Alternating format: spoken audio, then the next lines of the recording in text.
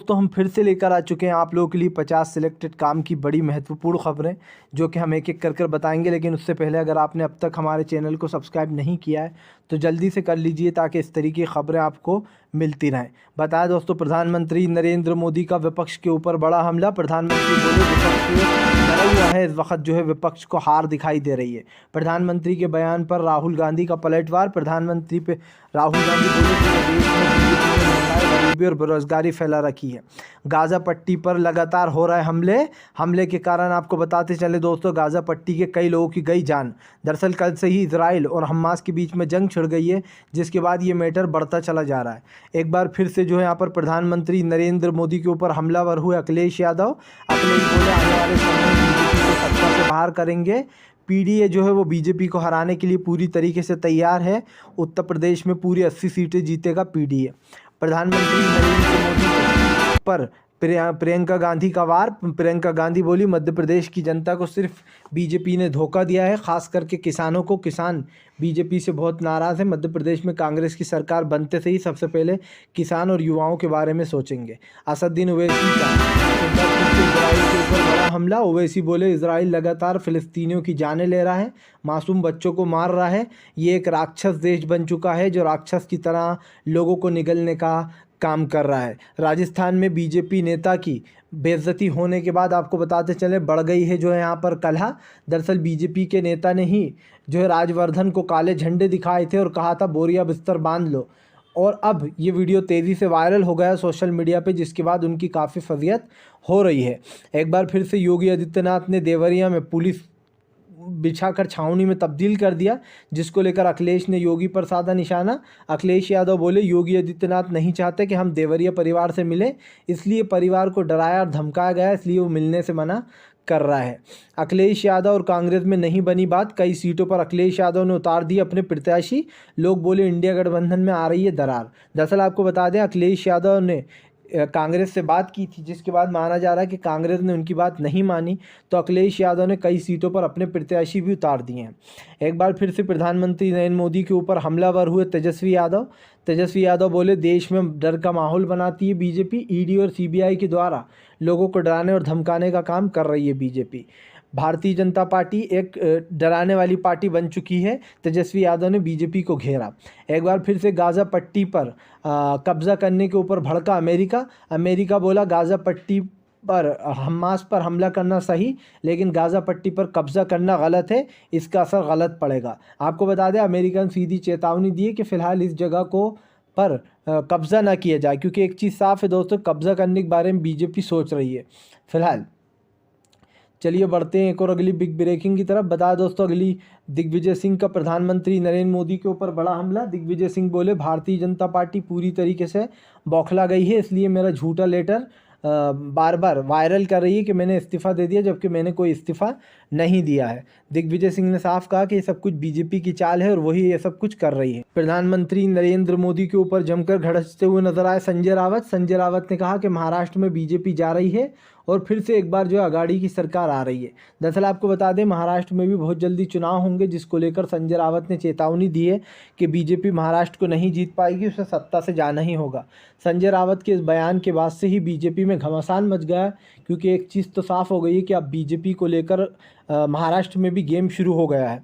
वहीं पर प्रधानमंत्री नरेंद्र मोदी ने तमाम विपक्ष को लिया आड़े हाथ। बोले फिलहाल फ़िलिस्तीन और इजराइल की जंग में विपक्ष सेक रहा है अपनी रोटियां। आपको बताते चले, प्रधानमंत्री ने कहा कि कहीं पर भी अगर हिंसा होती है तो वो सही नहीं है।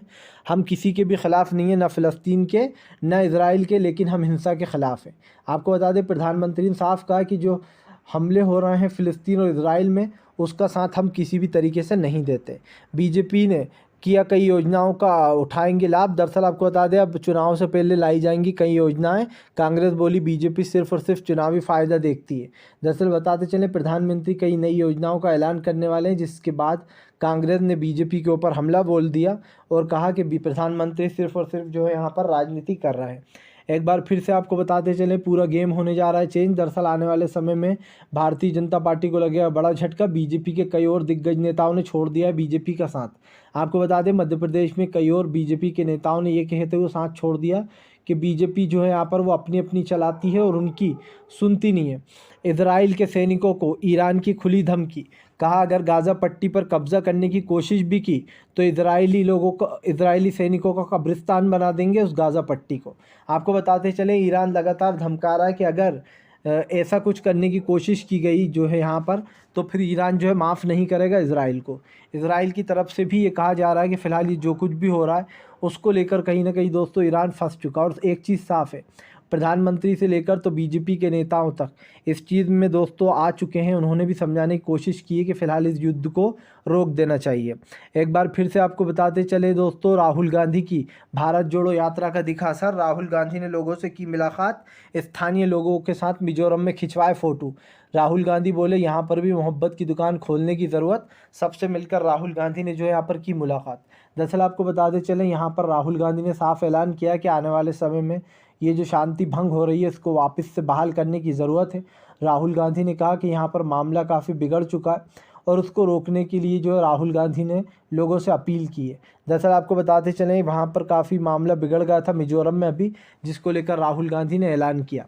तेलंगाना में पवन खेड़ा की पत्नी को कांग्रेस ने दिया टिकट, उन पर जताया भरोसा। आपको बता दें इस बार तेलंगाना भी काफ़ी मुश्किल दौर से गुजर रहा है, क्योंकि वहाँ पर केसीआर, जब से ये राज्य बना केसीआर की सरकार चल रही है, लेकिन अब माना जा रहा है कि अब की बार कांग्रेस बाजी मार सकती है, क्योंकि कांग्रेस ने तेलंगाना में पवन खेड़ा की पत्नी को भी उतार दिया है, जिसके बाद बीजेपी में और ज़्यादा टेंशन बढ़ गई है। एक बार फिर से नीतीश कुमार और अखिलेश यादव आ सकते हैं साथ साथ। दरअसल आपको बताते चले, नीतीश कुमार जो है वो प्लान बना रहे हैं, अखिलेश यादव उनको बताएंगे कौन सी सीट से चुनाव लड़ना है। दरअसल उत्तर प्रदेश में नीतीश कुमार को उतारने की तैयारी कर रहा है अखिलेश यादव। अखिलेश यादव का मेगा प्लान से योगी आदित्यनाथ को हो रही है टेंशन।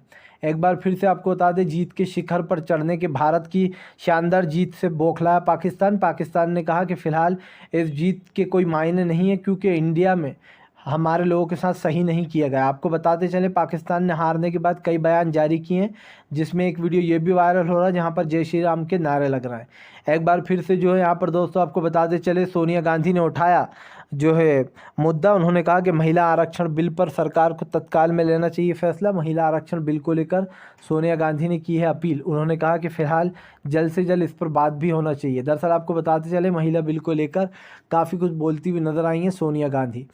प्रधानमंत्री नरेंद्र मोदी के ऊपर जमकर गरजते हुए नजर आए जो है यहाँ पर राहुल गांधी ने कहा कि फ़िलहाल महिलाओं को टिकट नहीं दिया बीजेपी ने, वो सिर्फ दिखावा करती है। सबसे कम टिकट महिलाओं को ही मिला है, 4% महिलाएं भी नहीं होंगी दोस्तों। ऐसे में राहुल गांधी ने अब सरकार पर ही सवाल उठा दिया है। एक बार फिर से बढ़ सकती हैं बीजेपी की मुश्किलें दोस्तों। दरअसल आपको बताते चले, राजस्थान में कई बड़े नेता बीजेपी के छोड़ने वाले हैं साथ। वसुंधरा राजे तो पहले ही बागी हो चुकी हैं, क्योंकि उनको टिकट नहीं दिया गया था। और अब देखना ये है कि वसुंधरा राजे के बाद कौन है जिसका नंबर आने वाला है, क्योंकि वसुंधरा राजे ने साफ कर दिया कि उनको टिकट नहीं मिला था, तो वो भी दोस्तों अब कहीं ना कहीं बागी सुर पर चल रही हैं। अब देखना ये होगा कि आने वाले समय में ये मामला कैसे पलटेगा। फिलहाल अगर आपको हमारा वीडियो अच्छा लगता है तो इसको लाइक करें, चैनल पर पहली बार आए सब्सक्राइब करें और